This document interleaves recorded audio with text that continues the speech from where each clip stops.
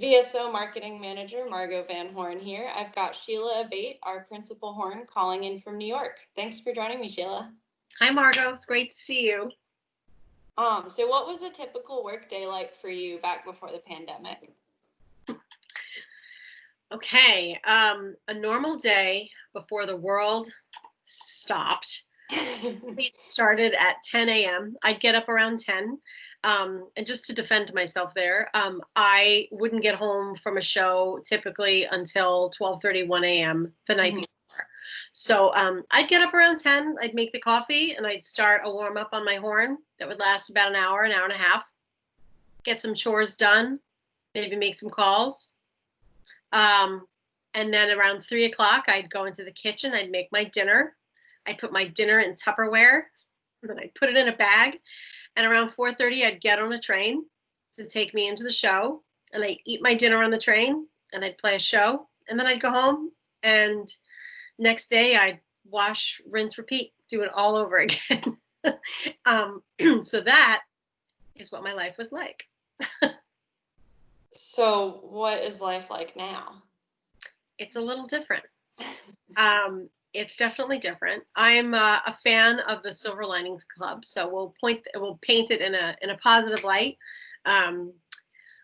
Nowadays, I sleep 8 hours consistently, which is new. I wake up around 7 a.m.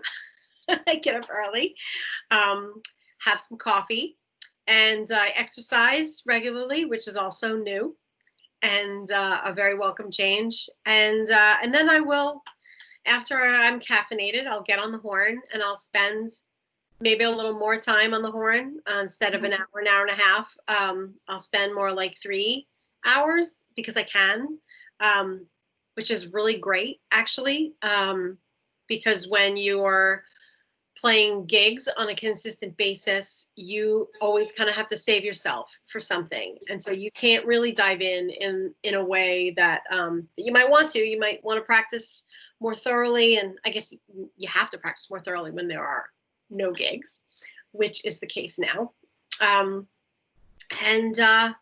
then my day sort of winds down around 5 or 6. I'll have dinner, and typically I have a regular Zoom dance card with friends. So which is great. I see more of my friends now than I did before the pandemic, but unfortunately I see them virtually. It's better than not seeing them, and we hang out, catch up, play some games, or just shoot the breeze, and again, wash, rinse, repeat. That's kind of how things are now. What's something people might not realize about being a professional horn player? Probably a lot of things, but yeah, maybe that we're all bananas. No, who am I kidding? Everyone knows that. Everyone knows we're crazy. Okay, what don't people know? That it is in fact the hardest instrument. In my maybe less than humble opinion. What else don't people know? Yeah, we're easier to get along with than most of our brethren. Most of your brass section brethren, or just the orchestra in general? Or I think the orchestra in general. Brass folk are friendly. I think everybody knows that. But we're pretty easy to get along with. More than that, I won't divulge. I need to protect the secrets of my people. We're done. So what's the most unusual show you've ever played, if you had to pick? Wow. Well, I guess I feel very fortunate right now because I've played a lot of different shows, a lot of different kinds of shows. Recently, I played a show in Central Park at the Delacorte where we were outside.